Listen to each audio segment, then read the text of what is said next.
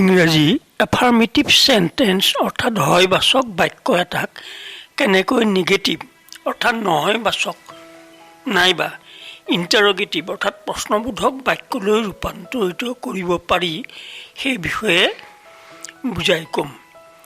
মন দি শুনিবি। এই বুলি ৰুবুল আৰু ৰুলিক দেউতাকে বুজাই গ'ল।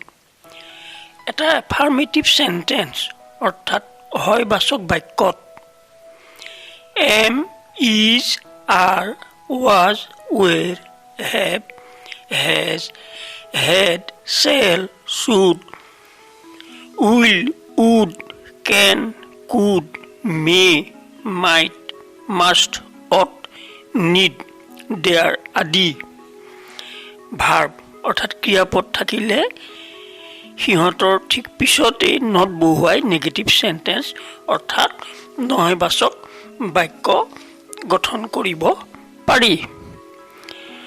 এক্সাম্পল অৰ্থাৎ উদাহৰণ affirmative I am playing negative কৰিব লগা হ'লে আই এম নট প্লেইং নটটো লগাই দিলে হ'ল এমটোৰ পিছত।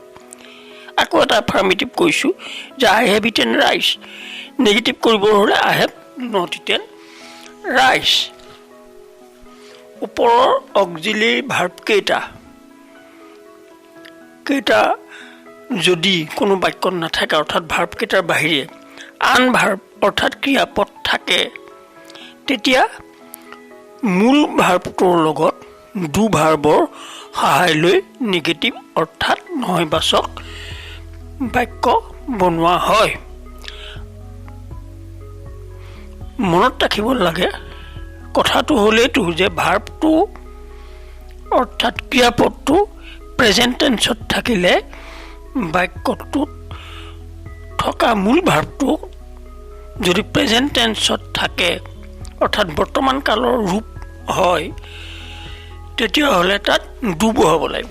পাষ্ট টেন্স অৰ্থাৎ অতীত কালত থাকিলে মূল ভাৰ্বটোৰ ডিড বহুৱাই মূল ভাৰ্বটো প্ৰেজেণ্ট টেন্সৰ ৰূপ বহাব লাগিব। যেনে আই গ' টু স্কুল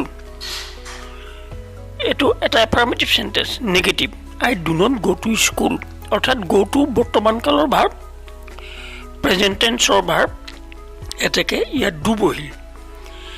আকৌ I went to school negative কৰিলে হ'ব I did not go' to school অৰ্থাৎ ৱেণ্ট টু পাষ্ট টেন্স এতেকে পাষ্ট টেন্স বাবে ডিড বহুৱাই তাৰপিছত নট লগাই নেগেটিভ অৰ্থাৎ নহয়বাচক বাক্য কৰা হ'ল।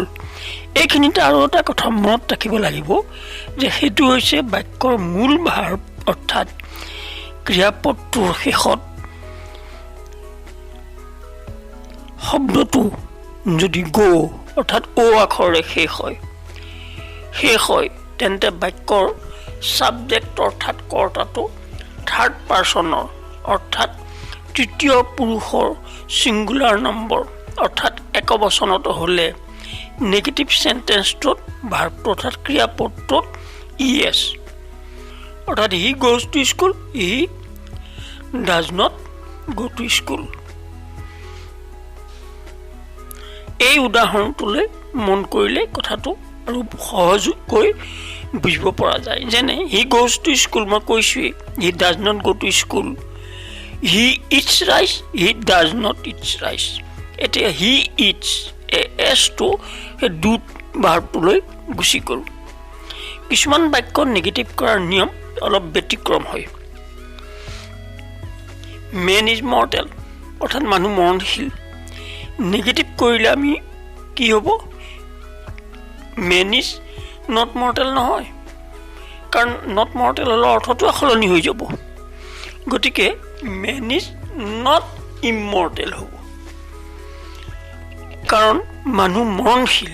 এতিয়া ইমৰ্টেল শব্দটোৰ অৰ্থ হ'ল অমৰ গতিকে মেন ইজ নট ইমৰ্টেল মানুহ অমৰ নহয় তাৰমানে মৰণশীল গতিকে মেন ইজ নট ইমৰ্টেল বুলি ক'ব লাগিব।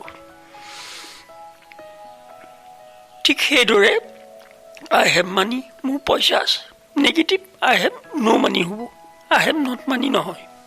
এতিয়া আহোঁ এফাৰ্মেটিভ সেন্টেন্সক কেনেকৈ ইণ্টাৰগেটিভ অৰ্থাৎ প্ৰশ্নবোধক কৰা হয়।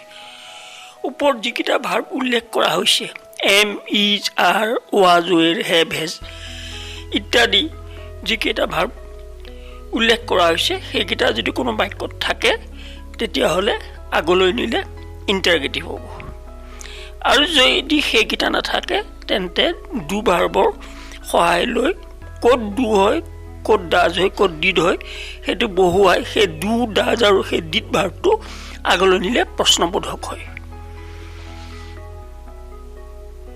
যেনে হি goes to school does he go to school এই ধৰণৰ